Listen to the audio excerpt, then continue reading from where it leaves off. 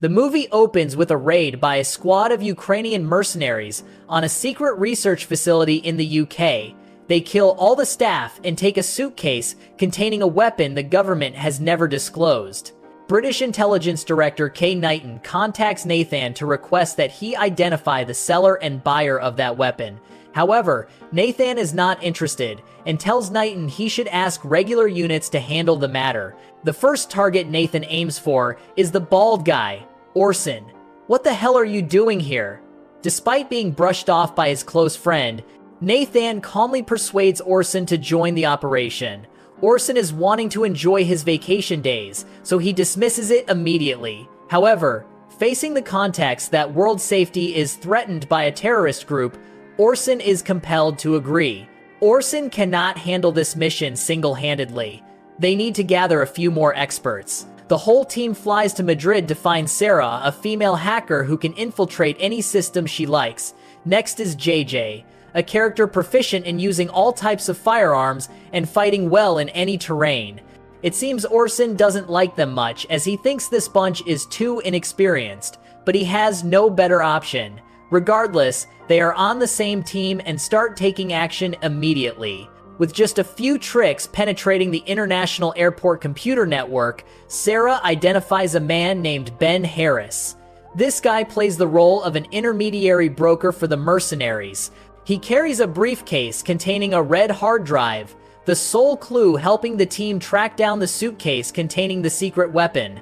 Thinking everything was smooth, but before they could act, someone else jumped in to disrupt things. A strange hacker causes interference, making Sarah lose outside visibility. But thanks to her superior skills, she still realizes someone is getting in their way. Those two, after taking down one person on Orson's side, continue wanting to deal with him as well.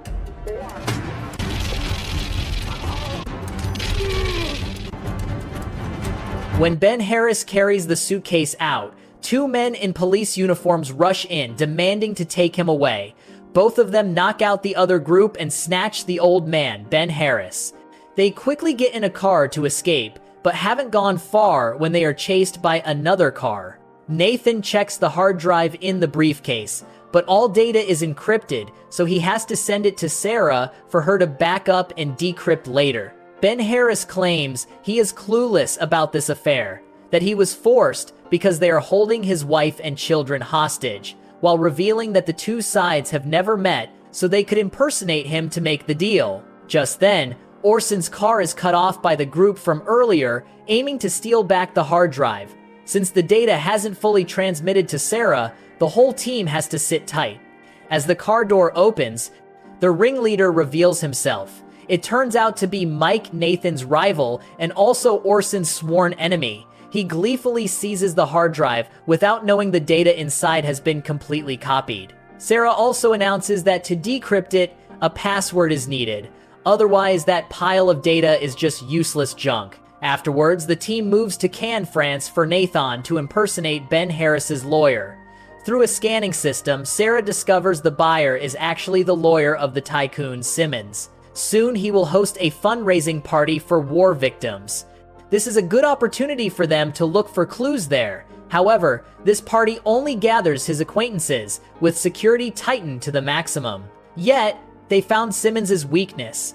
He is a fanatical admirer of the artist Danny Francesco.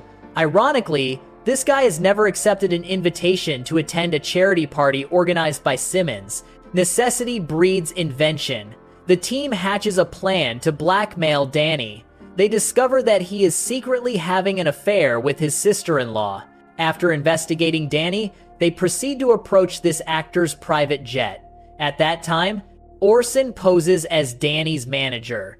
Danny is extremely furious and calls bodyguards to drag this guy away. But Orson looks quite dangerous at that moment. Added to the threat that if he refuses the job, the hot footage between him and his sister-in-law will be released for the whole world to see. So the three of them take a speedboat to the yacht where the tycoon's charity party is held. Sarah plays the role of Danny's lover, while Orson plays the manager. They quickly infiltrate the party without encountering any obstacles, while Nathan and JJ observe and support from afar. To implement the plan, Danny is tasked with attracting the tycoon's attention.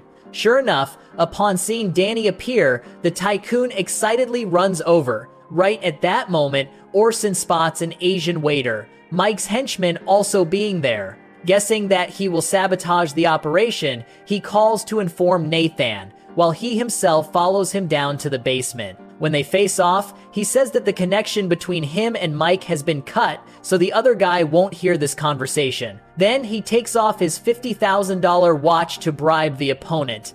But this guy is malicious and greedy. Seeing the opening, he demands even more from Orson. The negotiation collapses, and both rush into a brawl.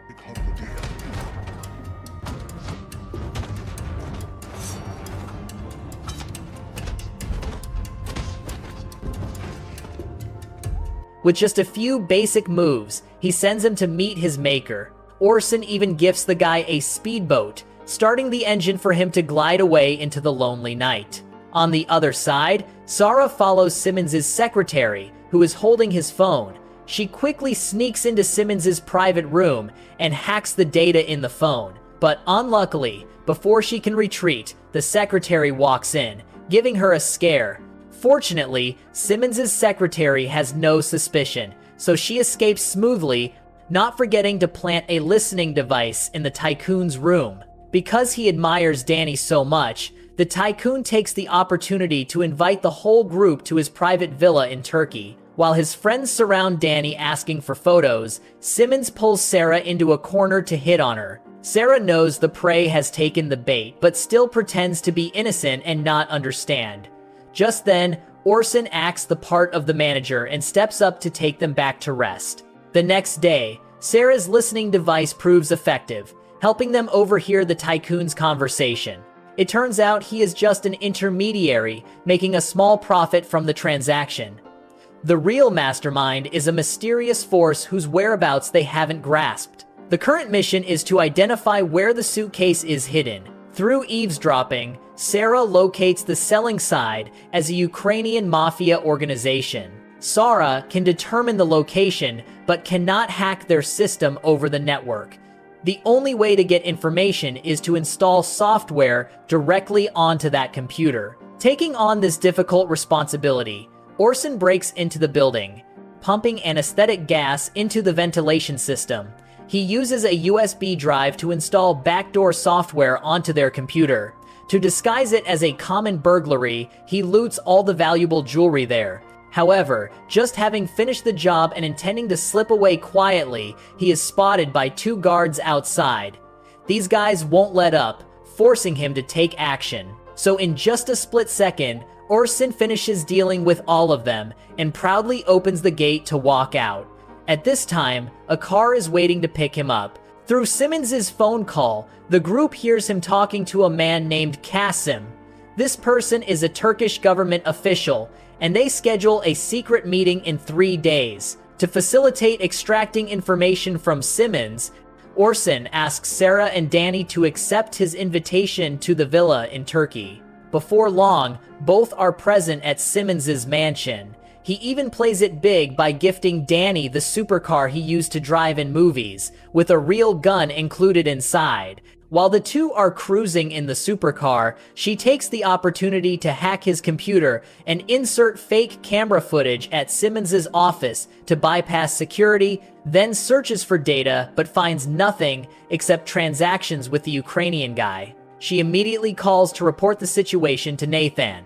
Receiving the news, he calls Orson and Danny, requesting to abort the mission because he thinks they have gone in the wrong direction. At this moment, Orson is with JJ tracking Kasim when they discover Mike is also involved in this affair. Simultaneously, Orson sees a Ukrainian guy, so he decides to follow him. He observes that he behaves very suspiciously while handing a newspaper to Simmons' henchman. He follows for a stretch, then gets exposed. He intends to call for reinforcements but is blocked by JJ using a jamming device. The assistant, seeing that, immediately flees. Luck smiles upon him when he hijacks a motorbike on the road to escape. However, just cornering a bit, he falls flat on his face. Although running on foot, thanks to JJ's support, Orson manages to cut him off. Yet, this guy is quick enough to run into the elevator. When reaching the top, knowing the phone is being tracked, he quickly shoves the phone to a young man standing there and pushes him down below. When Orson runs to the spot, he doesn't see a trace of him anywhere.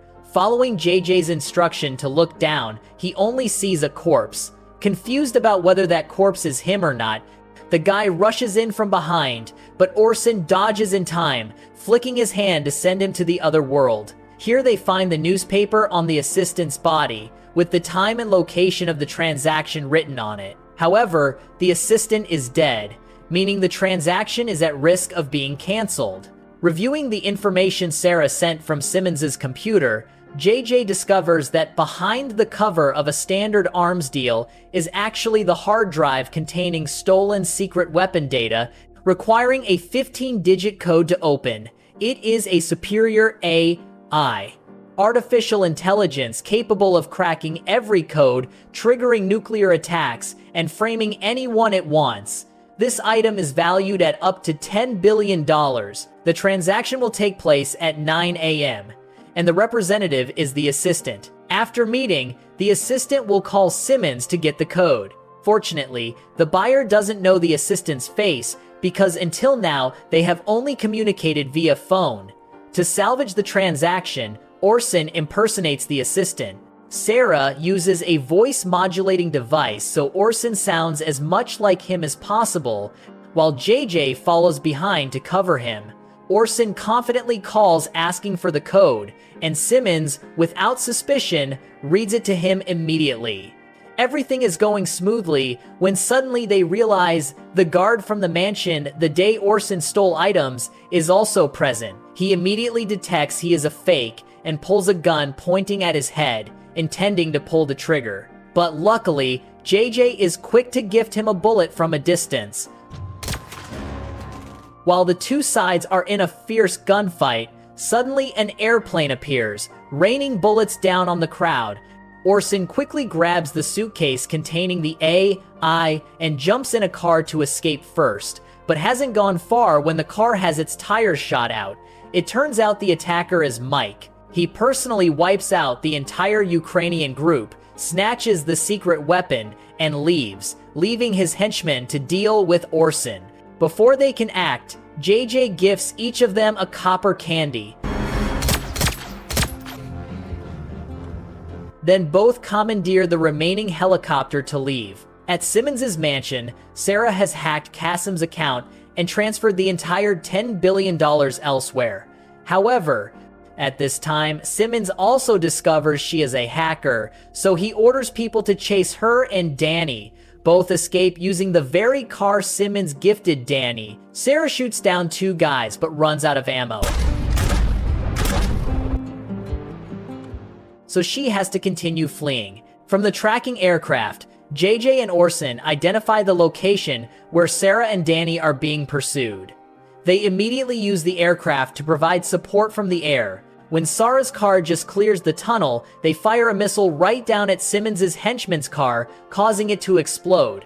At this moment, Orson receives a call from Nathan. He says that Mike is not working for any organization but has his own ambitions.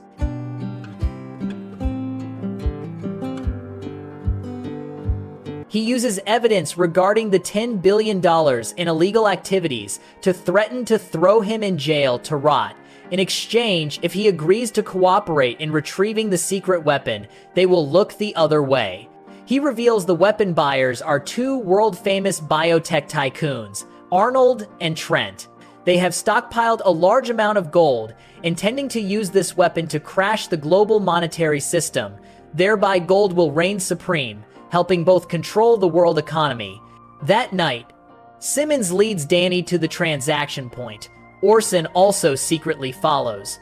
A shocking secret is revealed. The two tech tycoons played dirty, hiring Mike to steal the weapon to renege on the $10 billion payment to Simmons. Furious, Simmons declares that if they don't pay, he will level this place. To add weight to his words, he detonates a few bombs outside to demonstrate power. Receiving enough money, he and Danny leave immediately. Outside, supported by Sarah, Orson quickly eliminates all the soldiers.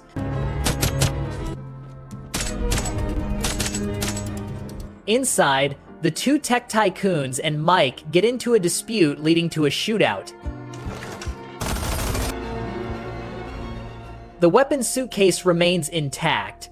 Orson intends to retrieve it when Mike suddenly appears from behind, intending to shoot him in the back. Thanks to Sarah's warning, he detects it in time and bashes the suitcase into him until he is unconscious. Done, he carries the suitcase and leaves the scene. The next morning, they bring the suitcase to deliver to Nathan, but are intercepted by him, intending to entice them to perform a few more missions with generous remuneration. "I just saved the Earth. You better handle it. Don't make me have to rescue it again." The movie ends here. Thank you, and see you again.